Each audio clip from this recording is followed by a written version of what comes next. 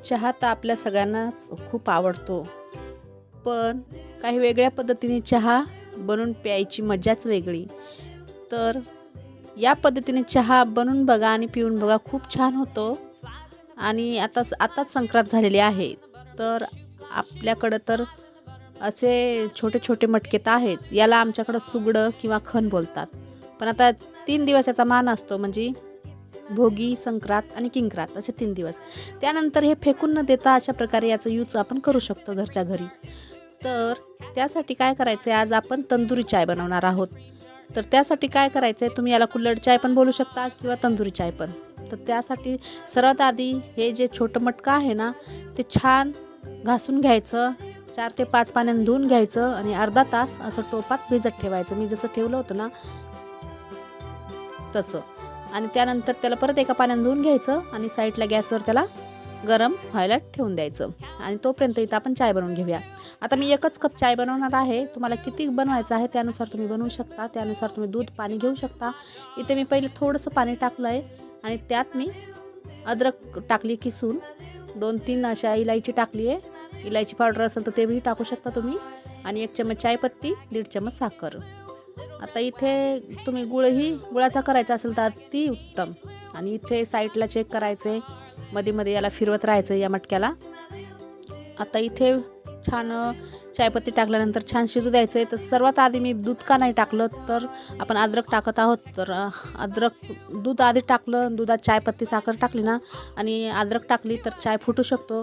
तर चाय फुटायला नाही पाहिजे, म्हणून अशा प्रकारे तुम्ही करा. आधी थोडं पाणी टाका, त्यात चायपत्ती, अद्रक, साखर सर्व टाकून छान उकळू द्या. नंतर दूध टाका. आता साईडला चाय शिजत आहे, तोपर्यंत साईडच्या गॅसवर हे मटकं पण छान गरम होत आहे. आता आपण घरच्या घरी असा तंदुरी चाय बनवून पिऊ शकतो. खूप टेस्टी, खूप छान लागतो. तर छान गरम करायचं हे कुल्हड. त्याला कुल्हड पण बोलायचं किंवा मटकं बोलायचं. तर मी साईडच्या गॅसवर छान गरम करून घ्यायचं त्याला. आणि चाय कोणाकोणाला आवडतं मला नक्कीच सांगा. आणि तुमच्याकडं तुम्ही चाय कसा बनवता तेही सांगा. आणि मी इथे 1च कप चाय बनवला आहे, म्हणून त्यासाठी मी इथे 1च कप दूध टाकलेलं आहे. तुम्हाला किती चाय बनवायचा आहे त्यानुसार तुम्ही दूध, पाणी, चायपत्ती, साखर सर्व घेऊ शकता. आता इथे चहा ना छान शिजून घ्यायचं, याला ढवळत राहायचं चम्मचने. खूप छान चायचा सुगंध सुटलेला आहे आणि साईडला ते मटकं पण गरम होत आहे.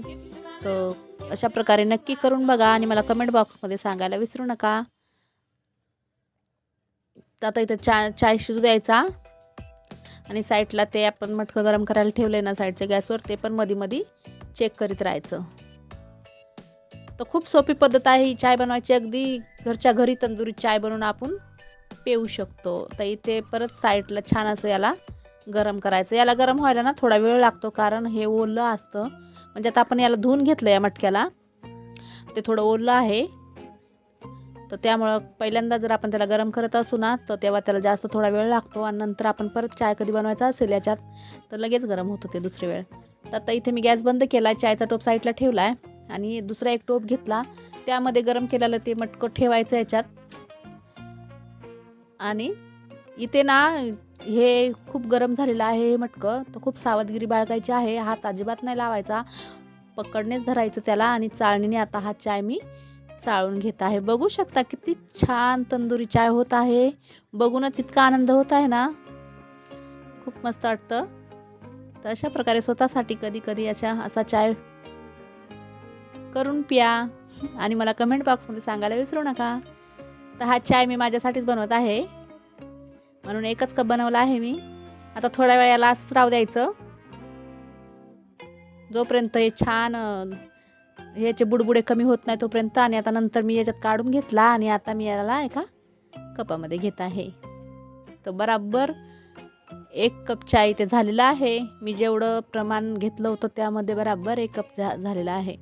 जे पाणी टाकलं होतं ते आटलेलं आहे आणि दूध जेवढं घेतलं तेवढा चाय झालेला आहे. तर खूप छान होतो हा चाय.